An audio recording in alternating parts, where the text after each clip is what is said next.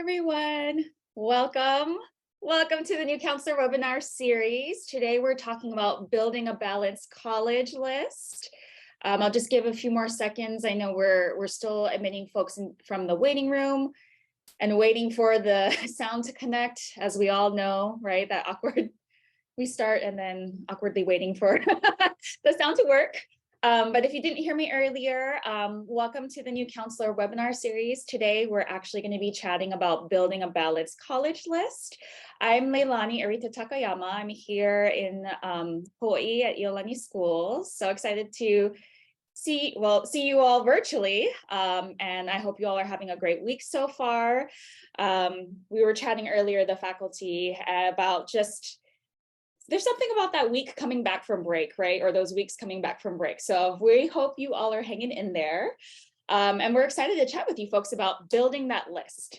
I was actually reflecting about this a few seconds ago or earlier as well in the morning, but I was thinking about what I always kind of associate my workload with for the various semesters. And so as we all have survived fall, I think of like writing letters and like doing a lot of that admin work surrounding, getting students to apply. But in the spring, I really feel like that transitions to working with our juniors, along with our seniors, but really working with our juniors. And the bulk of that work about how do we create lists? How do they, how do they shift according to the student that you're working with, right? No list is always the same thing, right? And there are a lot of different concepts and issues that might pop up surrounding that list. So we can definitely talk more about that. But yeah, we're excited to kind of delve into this topic. Next slide, Tony. Thanks so much. As always, thanks to Compass for sponsoring this new counselor webinar series. We're excited to kind of get started. And if you don't mind passing to the next one. Awesome. So just the basics for today, we kind of wanted to lay out what we have planned. And so we're going to look at presenting for about 30 minutes. And then we're going to have a 20-minute breakout group session, which I know that sometimes it's hard in the morning or afternoon or late afternoon, wherever you might be, but we really, really encourage you to stay just because this is great practice for building those lists. Even if you are a vet, we always think like, hey, there's things that have changed. And I feel like I'm always doing this from like the new beginning. So we really, really do encourage you to stick around. We think it will be a really great practice and it will be collaborative for all of us. After that, we'll do a 10-minute Q&A session. And just a reminder, the presentation will be recorded. So you get a copy. Breakout room sessions will not be recorded. And so, yeah, I'm actually going to pass it on to my colleague, Chad. Hello, everyone. My name is Chad Fulton.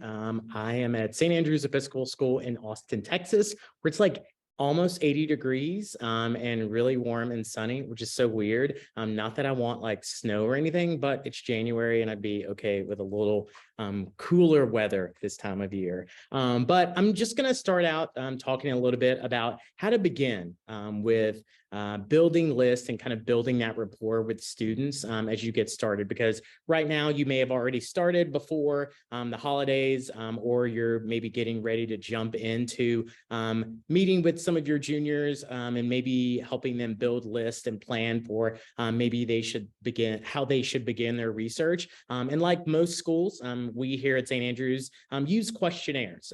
We do electronic questionnaires for students and parents, kind of on a different timeline. We do them separately to get to know the students, hear a little bit about their preferences, a little bit about the research that they've already done, everything from parts of the country to school size to majors that they are maybe interested in pursuing in college. This is a required thing before any student comes in to meet with us one-on-one, and we're very strict about it. Sometimes students are like, oh yeah, I'll get that to you. And we're like, well, you can't schedule a time until you do that. So whatever works for you kind of in your policy for your office and for your school. I think questionnaires are really, really helpful. It's kind of the basis for us to have that first one-on-one conversation with students. And, I don't assume in that first meeting that everything is going to get answered, but it's a really good way for me to start to ask questions in that first interaction. So I spend some time reading it before the meeting to kind of get to know like, okay, I need to ask this student about this. They say that this is really important to them. I need to dig in a little bit more about that when I meet with them. I don't spend a ton of time reading over every single detail, but there's usually some things that I kind of get to at the heart of our questionnaires. I personally think ours is a little long. You may also have some thoughts about your questionnaire and if it needs more questions, or if maybe you don't need all of that information right now. That's maybe a conversation worth having as well. I don't spend a lot of time reading previous teachers' comments, but I know there are counselors who do that, who get information from teachers' comments, advisors. If there are other people on your campus who, get to know students and submit some of that narrative information. I don't personally do that, but I know some people find that really helpful. We also have a questionnaire that we send out to parents, not until a little later on after we meet with students, because we want to kind of get to know the student and their preferences and kind of let them be the driver of the process. We do get feedback from parents because they are very integral part of the process, but we don't send that out at the same time. We don't meet with parents and students right at the same time. At the very beginning, we kind of parse out some of that stuff. But I do think the parent information can be very similar to what you ask students, but there are also probably some questions that you want to ask directly to parents that maybe you're not asking from the students. And obviously, you want to take notes during and after the meeting while it's fresh on your mind, similar to like a doctor, like, okay, I'm going to make some notes during this, and also maybe do a little note taking after about maybe some interactions or some impressions that I had. And that might also be the time where you're like, oh my gosh, what they keep talking about. I want to make sure that they research this school. So maybe you do a little bit of list building immediately after some of those first interactions with students or meetings, or when you get those questionnaires. But that's kind of a little bit about our process of how we do it and the timeline. But you have to do what's best for you in your office and kind of your timing and how much time you have to meet with students. I think that's also important. We kind of set aside in our first meetings after we get those questionnaires about 45 minutes with each student, but that's in that first meeting.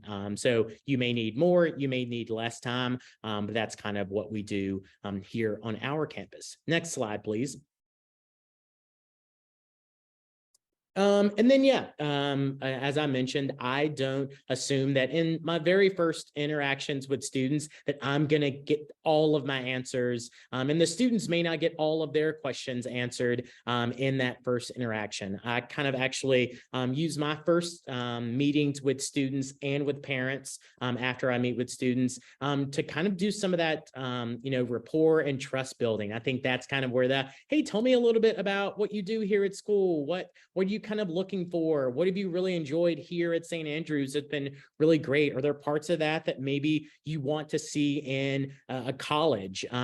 I, once again, don't need to know everything in that first meeting. I know that this is just the beginning of my interactions with students, and I'm going to see them so much more. I don't need to ask every single question. And hopefully, if the meeting goes well, there are going to be more questions that I'm going to get to research and maybe get back to the student. So when you don't have an answer to a question, that's okay.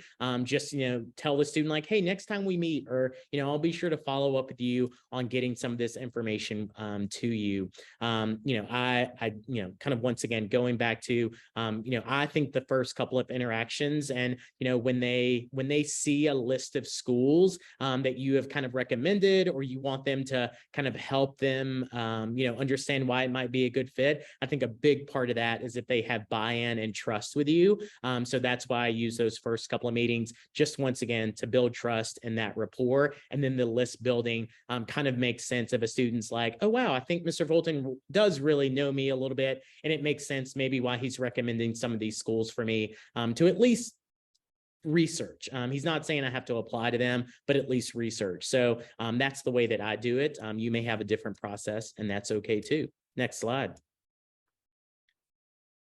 And then just some basic resources that we wanted to pass along to all of you. You may have others that aren't on this list. I believe this is a collection of resources that the faculty put into this presentation that were useful. I'll quickly highlight the College Finder book. I think it is a gem of schools that sometimes I don't often think about. Maybe there's some that don't come to the top of my head either because we don't have a lot of students who apply to them, or it's not one that's on the top of my mind. That's a real gem of a book. It's usually easy to find online. You can buy it on Amazon. You can buy it through other bookstores. And then some of the more nuanced things that happen that I think are really helpful later on, the common data sets and the IPEDS data. I think that's really helpful, but maybe not for these kind of initial lists that you're helping students build, but maybe later on. And then, of course, whatever kind of system you're using, Naviance Score, Maya, maybe those are also just as helpful for you as they are for me. And then, know that you can always recycle college lists for students. If you've been at your school for a while, or a few classes, you can say, oh man, this student kind of reminds me of this student who graduated a couple of years ago and the type of institutions they were looking for and majors. Maybe I can look at their list and where they applied. And you can also kind of use that as an initial place for students to begin. So I'm going to turn it over to B, who's going to go a little bit further. Hello, everyone. My name is B. I'm at St. Stephen's in Austin. So yes, definitely dealing with some unusually warm temperatures. It's funky. Anyway, so I'm here to talk about kind of the sort of next level, I guess, in terms of list building. And one of the things that you're going to notice as you start doing your research, really as a student start doing their research, is that there's rankings for everything. As you can see here, there's rankings for best parking. There's rankings for, where to have, which towns have, are the best for cars, places where kids don't drive. So I think they can be really interesting. But I think, as Chad was saying, as you're having these conversations with kids, you really, that's when you really want to dig a little bit more. And let's say a kid does come to you and say, accessibility, to cars or vice versa, to public transportation is really important to me. I think that's a really good opportunity to get to learn why, right? For me, as I think about my own experience, I needed to have a place there that I could have a car because I was going to college pretty close to my hometown. I think I was like an hour away. And so being close to my parents, to my family, and, being able to go back and forth easily was really important to me. So at first glance, they can kind of seem a little frivolous, right? You're like, wait, you don't need a car, but there might be a really good reason that the student is, really thinking about that. And as counselors, I think that's the best part of the job, where we get to, flex our deep listening skills and really dig in a little bit more to that. Actually, I would like to shout out the Stanley King Institute as a really good program to help build those skills. If you haven't heard of it, or I think it's a Blackberry Institute as well, that I think filled up like within a few minutes. So if you ever get a chance to do one of those programs, or if you want to talk to someone who has done, I would be more than happy to talk with you about that, because I really learned a lot. And I think I did that in my first or second year. I can't quite remember. As Chad mentioned, there are some really good resources, and I have my little copy of the College Finder. I feel like a YouTube makeup artist, but with college stuff. But I found a really fun list. Here's one: colleges with a winning tradition in bowling. So if your student has an interest in that, that could be something to think about. But yes, this is a fantastic resources. What were the listening programs? Stanley King Institute or the Blackberry Institute. Awesome. Yay. Okay, so I'm on the next slide. So you're talking with the student, you're looking at your books, you're thinking about rankings. Um, and as the first, little point says, we're counselors, not advisors. This is, and also as Chad said, this is going to be a really long conversation. You're in it for the long haul from junior year to senior year. And I think the fun slash frustrating part can be you're dealing with people, especially young people, who can change their minds, so quickly, right? One meeting, they're so jazzed about this type of college, but then maybe they go take a tour and they don't have as great of an experience with tour guides. And you guys are going to hear this a lot. Tour guides have an inordinate amount of influence on how kids feel about colleges, even though we're like, no, no, no, pay attention to what's around you. Anyway, that's another issue for another day. But in any case, so now, they're coming back and they're saying, well, I kind of want to explore this. And you're like, okay. So it's this big, long conversation you're going to have. I've worked with kids where truly they did not know what type of school they wanted to attend until May 1, right? And so in that scenario, he applied to liberal arts colleges, big research universities. And when he got his choices back, he was able to really then make attend visits that were a little bit more, I guess, intentional for him, because now he knew he had to kind of buckle down and really say, like, okay, what is it that I want for the next 4 years? So yeah, it can definitely feel like you're herding cats, but it's also, that's the fun part about being a counselor. There are some, I think, criteria that can be maybe a little easier to nail down just as a starting point, right? Like geography. Um, for some kids, there are certain parts of the country that are just no. And for other kids, they're open to anything, which again can make it um, a little interesting for the counselor. But I think, digging down into those questions as you get to know them, for example, if you even talk to them, what have you liked about Austin, right? And if they are like, I hate the summers, um, well then maybe let's look for somewhere that's a little cooler, right? You can start nudging them to kind of to articulate what it is that they want. Um, and anyway, so that's, you kind of just have to find those little openings where you can start asking more of those open-ended questions. When I think about the number of schools that I want to provide to a student, my sweet spot for whatever reason is around 15, maybe 20 if I'm feeling extra spicy. Um, I think that's a good number for them to dig through and not feel overwhelmed. And it also puts the onus on them to supplement or even to begin their part of the list. And so it feels a little bit more even. It's not like, remember, we're not advisors. We're not saying, here's a list of schools, go look. We're saying, let's create this together. I'm going to give you some suggestions. You're going to give me some suggestions, and we're going to talk about them. And I think maybe that's why 15 has always felt like a good number for me.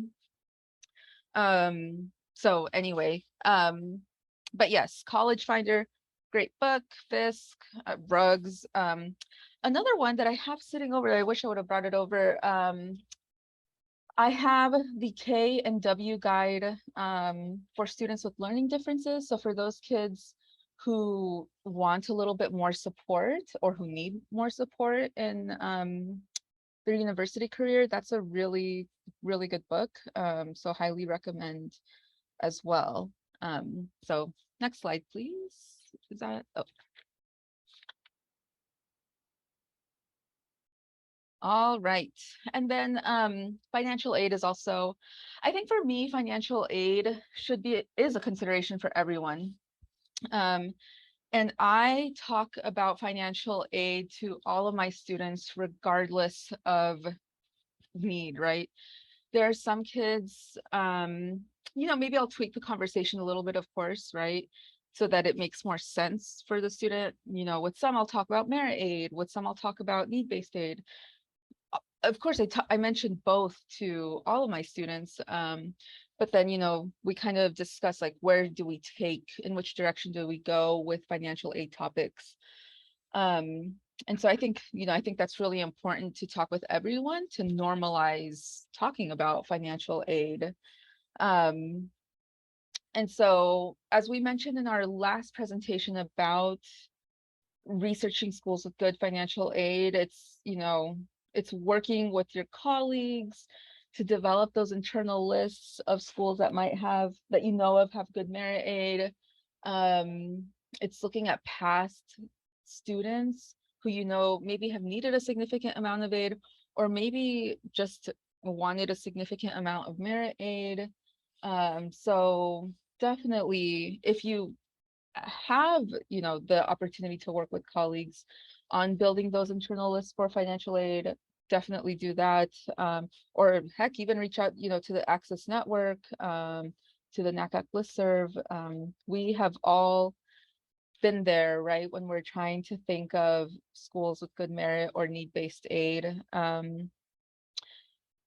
Thinking about sort of the discussion at home about financial aid, I, you know, I have been in those situations where kid wants one thing, parent wants another thing, and so then you get stuck in the middle, right? You might have the parent on the one side saying, "Hey, don't let my kid know that I'm talking to you, but here's what we're," and then the kid is operating in another different plane, right? And so those are really tough once you get into them. And now that I've been at this for a while, I always ask families to do one activity together, and that is to complete those net price calculators, because that forces the conversation with the student and the parent, because they have to do it together. They need each other's financial information, and that can begin a really good dialogue. And I've also gotten into the practice of just copying both parent and kid on things like this, where they need to collaborate, and I'm just there to sort of provide information, but not advise one party over the other. So I would just say, like, be really careful with that. Um, on our student questionnaires, we do ask, will you be applying for aid? If so, what kind? That just also helps you prepare for those meetings with the kids and with the families. And as to the last bullet point, again, yes, the public options can be really affordable for sure, but just make sure that you again have those internal lists, or you just know of past students who've gotten really good merit aid. As an example, I had one student who was high need, and she ended up going to McAllister. Shout out to McAllister, because it was going to be significantly cheaper to go there as opposed to her state school. So and so that's the kind of thing that I'm saying, like, you remember those cases where you're like, oh yeah, that's one school where I know that I could recommend to kids. So anyway, that's a lot of information, but I hope it was all helpful. And now I'm going to pass it off to Tony.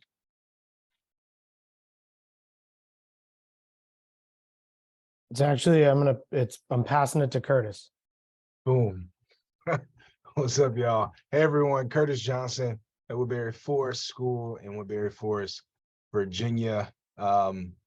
Continuing with the intermediate search on how to find balance here. Look at the data. Look at your school's past history. You have to think about where you're located in the country, and schools that your families, your communities have an appetite for.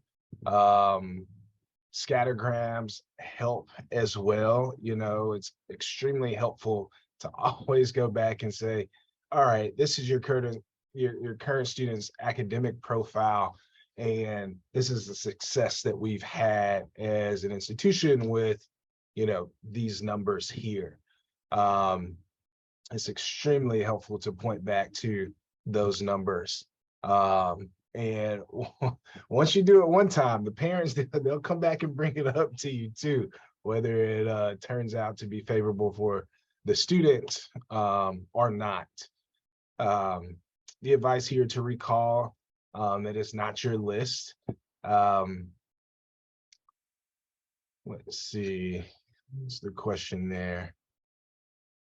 An example of a scattergram available. I don't think we do in this presentation here. I think we all use different platforms. I know we're on T-Alpha, Score, Maya Learning. Folks are still in Naviance. Just a wide range of looking at your official school data. And so going back to this thought of just recalling different institutions as you build the list, we're guides, we're supports, we're counselors. It's not our list. I know sometimes I've had to remind myself to maybe not project for a student in thinking about their personality and thinking about their academic interests and thinking about my career and working with students that might be similar and some overlap there, and thinking, wow, I'm just going to copy this list here. That's not always the case. Even the thought of winning some and losing some, this process isn't about us. It's helpful. I think a win is when a student takes their research seriously and you recommend a school and they take a deeper dive, and then they're able to come back and communicate to you that the school was either a nice fit and they remain interested, or the interest is risen or not. I think as I consider that bit of advice, that's really a win. It is something that I remind myself of every year for students, and try to make this firm of to really invest in the likely schools there, and that they should fall in love with them.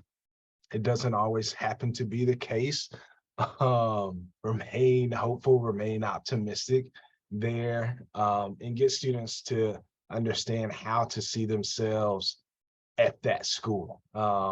In some cases, that might be the only option, or one of the only options. Next slide, please. And so transitioning a little bit into a deeper investment into those likely schools. What do they really mean? Again, pointing back to the data, the institution, a likely school for one student and with a certain academic profile may change given another student academic profile. And so you really have to pull from the resource, if you're not just a one-person team, but a two-person, three-person, more-person team, collectively, I would say reviewing the list of all students in a class and evaluating, hey, does this list look like it has a likely?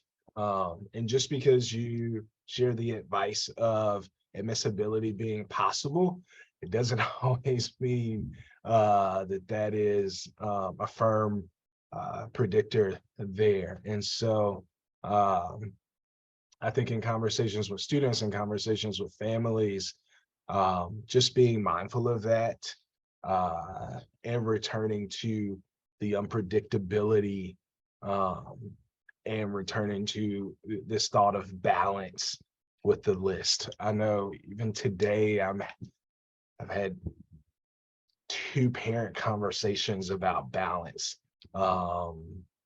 still. And so that's ongoing, not just from the start of the junior process, but through the application processes for your seniors as well. Getting students to take them seriously, I think points to Chad's point earlier in getting to know the students. And when you have built that level of trust, and you can say, hey, this is what I've learned about you. This is the research that I have for my expertise, whether that's been visiting that college campus engaging on some of the webinars or looking at the stats and the data to really support that recommendation that you have. That's really the strength in, I think, perhaps students taking it seriously. And then just reminding yourself of, hey, I advise, I got, arming students and families with the facts and figures, extremely helpful. And then this last point here, are there really schools that are likely these days? I want to say yes, but then I say no too. It really depends on what institutions are, how they're evaluating your students. I know a likely school, maybe for my community, may not be the same for Tony's or B's or Chad's, and regionally it changes. And so thinking about your connections, your relationships with your representatives, with the institutions locally, I think are always critical. And so how many is too many? I know there are some institutions and colleagues that have school policies limiting applications. My current institution does not. I think I have one student who is nearing 31 different schools, and I also have another student who has applied to 3 different schools. So that is a wide range. Such as shaking your head there. But it depends on the student in the individual case, whether, financial aid is a factor, or international students, first generation options. I think ultimately in putting together a list, you think about balance, but then the next step is options with that too. The thought of too many schools, I think B was mentioning, her target is maybe 15 to start a list. And we have some data from Tom Campbell that was captured on, I think the next slide here. That Access listserv is just wonderful. And so here get, sort of captures over 200 responses from different institutions and how many schools are recommended on that initial list. For me, I think I try to get to 10 to 12. In my first meeting with students, some overlaps there, but you can see the average here from our colleagues is about 10 to 20, sort of dominates things here. I think it also depends on the student too, and individually what information you have from them to then guide. Now I'm gonna pass it on to Tony. I couldn't get off of mute there. Thanks, everyone. Great work here. I'm Tony Franco, St. George's School from Middletown, Rhode Island here.